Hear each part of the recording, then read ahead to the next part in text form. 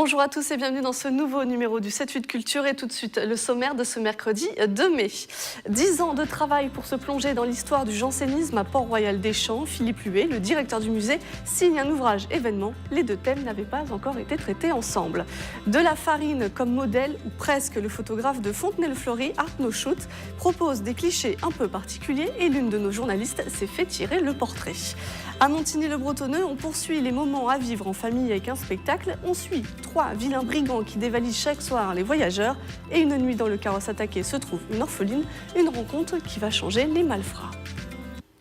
Deux histoires qui s'entremêlent pour parfois se confondre, Port-Royal des Champs et le jansénisme. Alors ce sont deux histoires qui ont aussi passionné un homme, Philippe Luet, le directeur du musée situé à Miany-les-Hameaux, et une passion qui vous a mené à un livre. Bonsoir. Bonsoir Mélanie. Alors vous avez publié aux éditions Belin Port-Royal et le jansénisme des religieuses face à l'absolutisme. C'est un ouvrage né d'un besoin, il n'y en avait pas. Et non, curieusement, il n'y en avait pas. Alors que sur Port-Royal, on a des kilomètres de livres sur les rayons des bibliothèques, notamment celles du musée. Mais ce sujet-là n'existait pas, n'était pas traité. Un vrai manque. Quand moi je suis venu pour la première fois comme visiteur au musée, je l'ai cherché, la librairie. J'étais étudiant. Et je me suis dit, il doit y avoir un livre sur Port-Royal et le jansénisme, qui était un sujet que j'étais en train d'étudier à la fac d'histoire. Rien. Donc il y a le jansénisme d'un côté, Port-Royal, mais jamais vraiment les deux histoires qui se confondent. Eh bien, je dirais, il y a le jansénisme, il y a rarement Port-Royal. Et en même temps, les livres sur le jansénisme mêlent l'histoire de Port-Royal et l'histoire du jansénisme.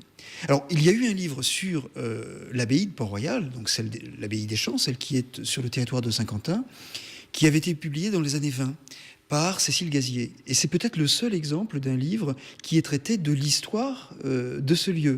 Mais sinon, pour le reste du sujet, c'est plutôt une grande histoire générale qui pose une question, un moment particulier qui est ce moment du jansénisme. C'est un abominable gros mot, le jansénisme. Ça renvoie à des souvenirs que nous avons pour les plus âgés d'entre nous, c'est les années bac français, c'est l'étude de Pascal, c'est quelque chose auquel on ne comprend rien. Moi, le premier, j'y avais rien compris.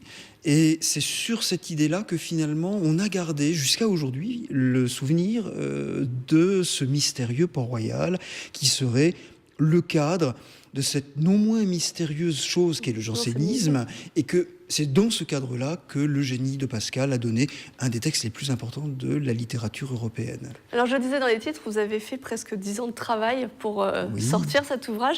Pourquoi 10 ans? C'était le temps de tout rassembler, de confronter des écrits? Oui, en même temps, il y a à la fois une véritable envie, c'est-à-dire en arrivant au musée, ce sentiment que c'était dans le rôle du musée de pouvoir un jour produire un ouvrage qui soit un ouvrage de référence sur l'histoire du lieu et pourquoi ce lieu est si intimement mêlé à ces questions du jansénisme. C'était la première chose. Et puis je crois une question d'opportunité. L'opportunité, c'était qu'un éditeur, et un éditeur aussi important que les éditions Belin, disent « ce sujet m'intéresse, il a vraiment un sens pour la collection Histoire que cet éditeur publie, qui est à la fois une collection qui traite de sujets à un niveau universitaire, mais qui a cette ambition de pouvoir être lu par le grand public. » Or ça, c'est le cœur. Et alors justement, Port-Royal et le jansénisme, c'est une histoire importante, parce que ça débute au début du XVIIe siècle, sauf erreur de ma part. Oui. En quoi c'est important le jansénisme à Port-Royal? C'est absolument capital, peut-être parce que c'est un moment clé, charnière de notre histoire en France, de notre histoire politique. Pour faire très très vite, c'est à la fois, d'un point de vue des individus, la première fois qu'on pose de manière aussi claire la question de la liberté individuelle à travers un choix religieux. Mais très largement, la question individuelle s'étend au XVIIIe siècle ensuite sur la liberté de conscience tout court. C'est donc un des axes fondateurs de notre culture. L'autre question, c'est que ces mêmes gens de Port-Royal, à travers le jansénisme, posent la question non plus de l'indépendance de l'individu, mais du rôle de la politique et de l'autonomie de la politique par rapport notamment à la conscience et par rapport à la religion. Donc c'est la première fois que tout d'un coup, on dit la gestion politique de la France ne doit pas être lié avec la gestion religieuse. Donc c'est un autre élément clé, je crois, de notre histoire. Tout d'un coup, le pouvoir se laïcise, entre guillemets, c'est-à-dire se défait de ce qu'il a été jusqu'à maintenant, c'est-à-dire la dimension religieuse. Et vous, en tant que directeur, parce que vous en êtes le directeur depuis 2005, oui. Est-ce que ça a changé votre regard? Vous avez découvert des choses que vous ne connaissiez pas? Oui. Oui, c'était aussi l'intérêt d'un livre comme celui-là, et précisément sur un sujet qui apparemment est énormément traité. La première chose, c'était de m'apercevoir que, d'abord, l'histoire de Port-Royal, comme lieu, on la connaissait très mal. Donc c'était intéressant de voir comment ça s'était passé au XVIIe siècle, comment les gens y avaient vécu.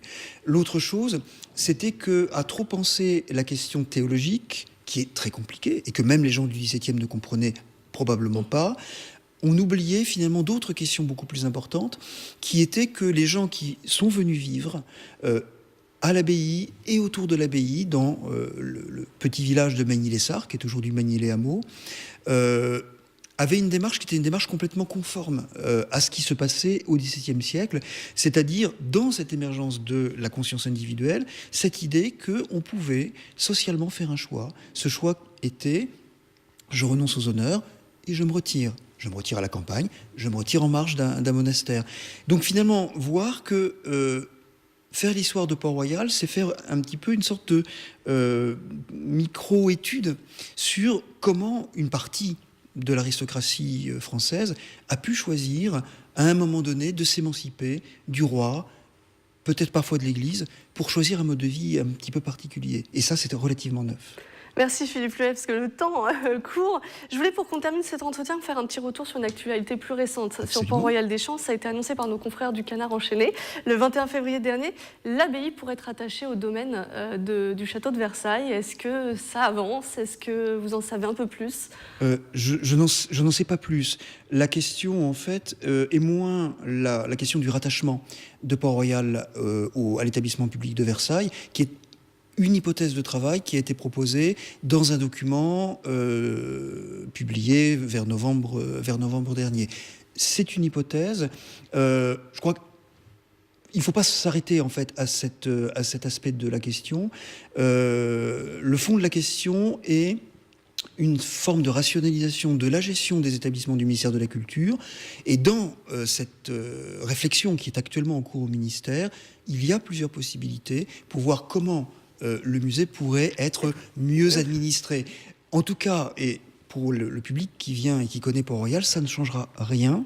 C'est simplement rationaliser et affaire à suivre lorsqu'on en saura plus, lorsque les choix seront faits. Merci Philippe Luet. Alors, un rappel pour votre ouvrage, Port-Royal et le jansénisme, des religieuses face à l'absolutisme, et il est publié aux éditions Belin.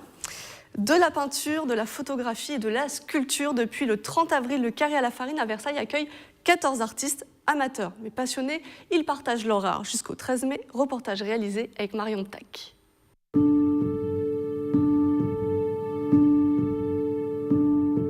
À travers de petites touches d'acrylique, Muriel Garcin peint des paysages. Cette Chénésienne a commencé par le dessin avant de prendre le pinceau. La peinture, c'est quelque chose où j'essaie de transmettre des ambiances. J'aime beaucoup voyager, donc ça c'est une de mes passions. Donc souvent c'est des impressions de voyage, des couleurs qui représentent la magie des paysages que je vois. Comme Muriel, 13 autres artistes exposent au Carré à la Farine, un collectif d'amateurs avertis qui se prépare depuis 3 ans. Chacun est libre d'exposer ce qui lui plaît. En fait, je laisse toujours les artistes, aussi bien pour des expositions que de photos, être libres d'exposer ce qu'ils ont envie d'exposer. Et je pense que déjà, quand quelqu'un a envie d'exposer, je pense que ça garantit déjà une certaine qualité artistique. On s'auto-critique soi-même, en fait, et voilà. Et j'aime pas du tout imposer des thèmes. Sculpture, peinture ou photographie, les styles se mélangent. Abstrait ou figuratif ici, l'art se découvre sous toutes ses variations. Le prix Saint-Quentin des collégiens lecteurs de poésie d'aujourd'hui est connu. Les 170 élèves qui composent le jury ont choisi le recueil de Nathalie Denain, Bestiaire Tanka. Le prix sera remis le mercredi 23 mai à la ferme de Bel-et-Bas. S'immerger dans le monde de l'illustration jeunesse, les crayons n'attendent que vous pour ces rencontres vagabondes dans les médiathèques de Saint-Quentin en Yvelines. Et pour faire le point sur la programmation, Valérie Pavier. Bonsoir. Vous êtes médiathécaire au sein du réseau des médiathèques de Saint-Quentin en Yvelines et ce sont des rencontres sur des illustrations jeunesse. Tout à fait. C'est un projet qui est né à la Vagabonde, la librairie à Versailles, et qui a pour objectif de mettre en lumière chaque année une maison d'édition spécialisée en littérature pour la jeunesse. Et cette année, ce sont les éditions Mémo. Mémo, tout à fait. Pourquoi faire une collaboration avec une librairie? C'est rapprocher les différents publics? Oui, c'est tout à fait ça, et mettre en valeur pour faire découvrir aux habitants du territoire de Saint-Quentin en Yvelines ce que c'est que le métier d'illustratrice et les mettre tout à fait en lumière. Et justement, des illustratrices, il y en a 4 cette année. Ça. Alors, Ghislaine Herbera, Junko Nakamura, Floris Saint-Val, Elie Noua Virardi. C'est les éditions qui vous les ont proposées. C'est vous qui êtes allés vous plonger dans leurs En fait, travaux. c'est un travail collaboratif. On nous a proposé, puis nous avons choisi. Et ce sont des illustrations qui sont à la fois très vives et qui intéressent le jeune public. Et on imagine aussi que les parents seront très intéressés par ces illustratrices. Et donc, oui, elles vont exposer leurs œuvres et les enfants vont les rencontrer. Elles vont exposer, vont les rencontrer parce qu'elles sont actrices de ces rencontres. Alors le 18 avril, parce que ça a commencé il y a 2 semaines à peu près, il y avait un atelier avec des tampons et des encreurs, c'était Luna Virardi. Et le 16 mai, c'est le prochain rendez-vous, c'est Floris Saint-Val qui fera du pixel art, une technique de dessin numérique. Voilà.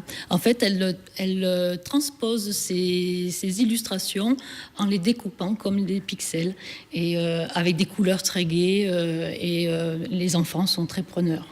Alors, il y a des ateliers, mais pas seulement. Il y a des rencontres, il y a aussi des heures du conte spéciales. Oui. Toutes les médiathèques sont mises à profit. Tout à fait. Toutes les médiathèques, en particulier la médiathèque Rousselot pour l'heure du conte autour de la maison d'édition Mémo, qui ne se contentera pas des 4 illustratrices présentes, mais qui fera un tour de la maison d'édition. Alors on parle illustration jeunesse, mais j'imagine que les rendez-vous ne sont pas seulement pour les enfants. Non, effectivement, nous avons aussi organisé une rencontre pour les professionnels de l'enfance qui aura lieu à la maison de quartier Théodore Monod à Guyancourt. Et ça sera autour du travail de Ghislaine Herbera qui va expliquer comment elle textualise ses illustrations et donc tout son travail d'explication autour du comment on textualise les images, qu'est-ce que l'illustration peut nous apporter dans la narration de l'histoire. Et il y a aussi donc ces ateliers, ces rencontres, mais aussi une exposition. On peut voir aussi les œuvres, les créations de ces illustratrices et on peut même en profiter quand on a un coup de cœur. Voilà, quand on a un coup de cœur, on peut acheter si l'envie nous en prend. Merci Valérie Pavier d'être venue en plateau. Alors pour vagabonder dans l'illustration jeunesse, direction les médiathèques du réseau et tout le programme se trouve sur leur site internet. Si je vous dis photographie et farine, vous ne voyez pas le lien. Et pourtant, Arnaud Schut, un photographe de Fontenay-le-Fleury, propose des portraits dont la farine est un des éléments clés. Camille Lambert a joué les modèles et Nicolas Kirillovitz a fait les images. La farine, vous connaissez bien cet aliment, on l'utilise beaucoup en pâtisserie et plus généralement en cuisine. On peut aussi s'en servir en photographie. Arnaud va nous montrer comment, suivez-moi. Bonjour Arnaud. Bonjour Camille.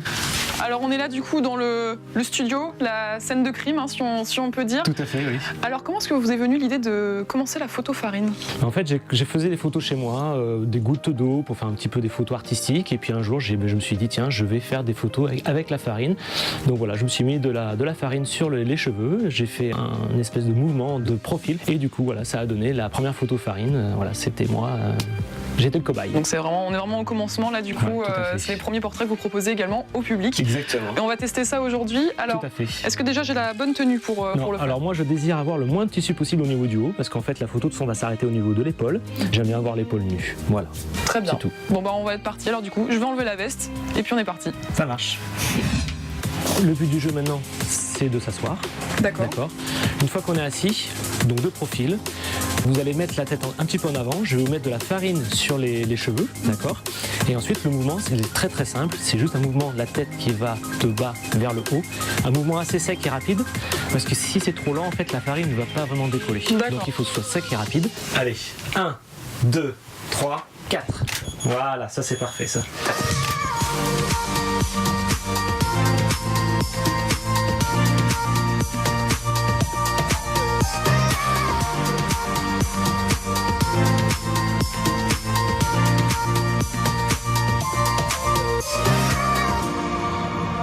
Alors la séance est terminée, donc on a fait 2 styles de portraits différents, 2 profils où je lançais la tête comme ça, et puis 2 faces où je faisais un grand nom très, très convaincu, disons. Est-ce que c'est indiqué pour tout type de personnes, même si on n'a jamais fait de photographie, c'est vraiment accessible à tout le monde? C'est accessible à tout le monde, en fait, la personne de portrait s'accepte beaucoup plus facilement que si on le posait par exemple dans un jardin, etc. Et puis ça reste des photos artistiques. Et je pense que les gens, quand ils se voient, ne serait-ce qu'avec la farine dans les cheveux, etc., je trouve que voilà, leur regard s'émerveille et ils adorent la photo comme ça, en tout cas. C'est quoi la prochaine étape là du coup? Donc là on a fait les photos brutes, mais vous allez les retravailler aussi après, c'est ça? Voilà, tout à fait, je les retravaille seulement l'ordinateur et une fois que je les ai travaillés à ce moment-là, je les envoie aux personnes qui sont intéressées, en l'occurrence vous. Je vous les envoie et puis à ce moment-là, vous me direz celle que vous voulez garder pour de bon. Voilà. Bon bah voilà, moi j'ai testé en tout cas avec Arnaud, donc n'hésitez pas à le contacter. Arnaud Schutz, donc il est à Fontenay-le-Fleury, et puis il sera ravi de vous tirer le portrait avec de la farine. Et moi, petite vengeance personnelle, voilà, pour la peine j'en ai pris plein. Donc voilà. Je m'en continue. On poursuit ce 7-8 culture avec notre nouvel invité, Wilfried Bosch de la compagnie Les Muettes Bavardes. Bonsoir. Bonjour, bonsoir. Alors, vous signez la mise en scène d'un spectacle qui est à découvrir à Montigny-le-Bretonneux demain, jeudi 3 mai, une histoire de brigands. Et oui, une histoire de brigands pour 3 représentations demain, Montigny-les-Bretonneux, 20h30 pour les parents et les enfants, donc un tout public, et 10h et 14h30 pour des scolaires. Voilà. Alors les brigands, ce sont ces 3 brigands qui dévalisent Eh oui, ces fameux brigands qui dévalisent les voyageurs et qui vont se retrouver dans une impasse et qui vont changer la société, la culture dans laquelle ils vivent suite à une rencontre. Voilà. Cette rencontre, c'est celle d'une toute petite fille qui va poser une fameuse question qui va chambouler. Eh oui, c'est celle d'une petite orpheline qui va effectivement questionner les brigands sur l'usage de ce capital qu'ils amassent sans rien en faire, pour le plaisir d'amasser comme ça, et qui va avoir le pouvoir, en fait, de donner une nouvelle destination à ce capital-là. Alors, est-ce que les brigands vont devenir gentils? Ou ça, c'est la surprise? Alors, ils vont devenir gentils. Je veux dire, je pense, en fait, que l'œuvre justement, ne nous resserre pas cette vision manichéenne des choses. C'est-à-dire qu'Ungerer nous fait vraiment dépasser cette histoire de bon et de méchant et questionner justement ces valeurs qui sont vraiment enracinées dans notre culture et promues par beaucoup de produits culturels, hein, films, cinéma, pour justement voilà, créer un dialogue avec justement cette zone de rencontre. Hein. Donc, il va simplement, lui, orienter la question et le regard critique sur les actions. Qu'est-ce qu'ils font? Est-ce que d'une mauvaise action peut sortir une bonne action? Et là, dans ce contexte, il faudra voir. Il faudra voir. Il faut venir voir les 3 brigands. Alors, vous l'avez dit, vous l'avez prononcé, Tomi Ungerer, oui. C'est l'auteur oui. de l'ouvrage qui vous a inspiré. Pourquoi ce choix? Parce que Tomi Ungerer, déjà, c'est un grand... C'est un immense auteur. C'est certainement, avec Sheidak, le plus grand auteur, illustrateur de littérature jeunesse, et pas que de littérature jeunesse, puisqu'il a fait aussi des dessins érotiques magnifiques. Donc, oui, là, Tomi Ungerer, en fait, a été vraiment récompensé par le prix Andersen pour la totalité de son travail. C'est un monument. Et je ne l'ai pas choisi. Alors figurez-vous que c'est vraiment Marion Monnier et Jada Mellet, qui sont les directrices artistiques de la compagnie Les Muettes Bavardes, qui avaient à cœur de représenter en fait ce livre jeunesse, et je me suis greffé à leur invitation. Elles ont vraiment porté tout le début du projet et tout le début de la conception du projet. Je me suis greffé à elles pour suivre la construction du décor et écrire les paroles des chansons. puisque, comme vous le savez, il s'agit d'un spectacle musical, tout à fait. On en a beaucoup dit déjà, je vous propose qu'on regarde un extrait et on continue Avec sur plaisir. Les Trois Brigands. Avec plaisir. Terriblement froid sur un bord de route, en silence, ils vous attaqueront encore à la barre. Au secours, ils vont prendre mes bijoux. Cachez-vous, cachez-vous. Mes chaussettes, mon chapeau, mes sous. Cachez-vous, mais cachez-vous. Mes bagues, mes bracelets, nos chouchous. Cachez-vous, cachez-vous. Ma valise, mes jouets, mon doudou. Cachons-nous, cachons-nous, cachons-nous, cachons-nous,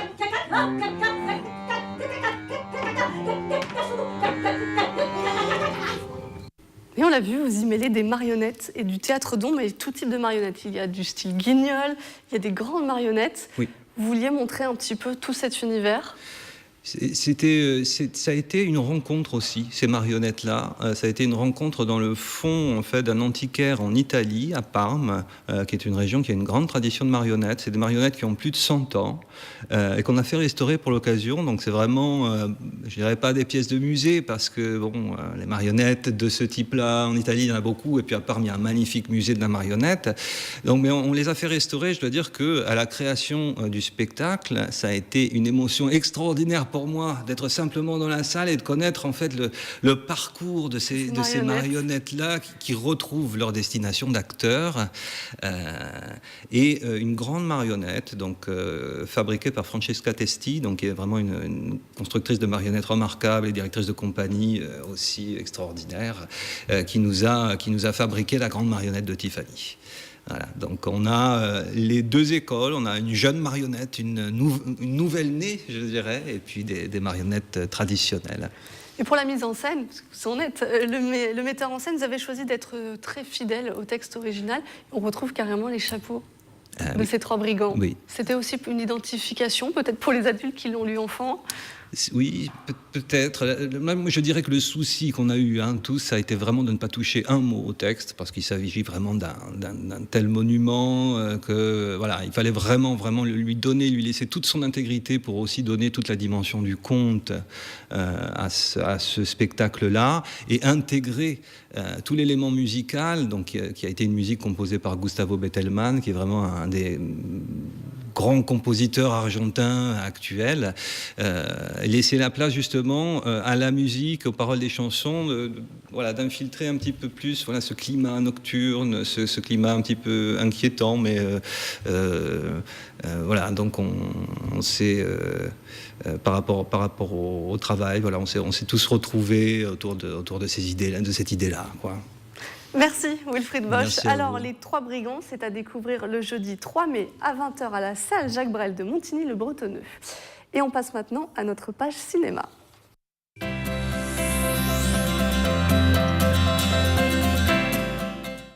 Le coup de cœur cinéma de la semaine, c'est celui de Bertrand Pignet. On se rend aux yeux d'Elsa de Saint-Cyr-l'École. Oui, donc le coup de cœur du cinéma Les Yeux d'Elsa cette semaine, c'est le film L'île aux chiens de Wes Anderson. Le retour de Wes Anderson au cinéma d'animation après avoir fait Fantastic Mr. Fox en 2009. Il est connu, ce monsieur. Il nous a fait La famille Tenenbaum, À bord du Darjeeling Limited. Il avait fait aussi plus récemment ce grand succès, Grand Budapest Hotel. Des films toujours un peu étranges, avec toujours des castings de superstars, des acteurs américains très pointus, qui sont utilisés pour leur côté burlesque, leur capacité de comédie, etc. Là, après avoir fait incarner un renard par George Clooney, il va faire incarner par Edward Norton, Bill Murray, et puis tout un tas d'autres gens qu'on voit ici. Il va faire incarner des chiens à ces gens-là. Il a également dirigé le casting français, ce qui est intéressant puisque la version originale et la version française, du coup, ont été dirigées par le même réalisateur. En tout cas, c'est un film que nous vous recommandons fortement, qui est vraiment une sorte de petit bijou, travaillé en animation à la main, pas du tout par ordinateur, et qui nous raconte une histoire dans un Japon futuriste avec des chiens qui parlent, des humains qui parlent aussi, des chiens qui ont des pensées philosophiques sur le monde et sur l'avenir de l'humanité. En tout cas, voilà, un vrai film particulier à découvrir au cinéma Les Yeux d'Elsa cette semaine et la semaine prochaine.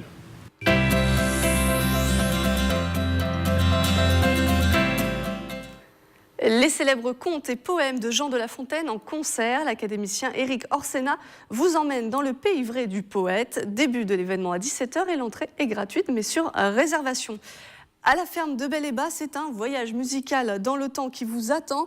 La compagnie du Louange Marie Musique Ancienne aux arts visuels numériques, Sauvage, Rondeau pour 4 mains et pieds est un théâtre musical et corporel à découvrir le samedi 5 mai. Il signe d'un Z qui veut dire Zorro, le célèbre vengeur masqué vit de nouvelles aventures à plaisir. Les cavalcades du héros sont à vivre au théâtre Espace Coluche ce samedi. Extrait. Un masque. Zorro. Zorro, oui, exactement. Mon père disait toujours, si tu n'as ni la force ni le courage du lion, utilise la ruse du renard. Mon Astorio, craignez la justice de Zorro. C'est la fin de ce 7-8 Culture. Merci de nous avoir suivis. On se retrouve mercredi prochain.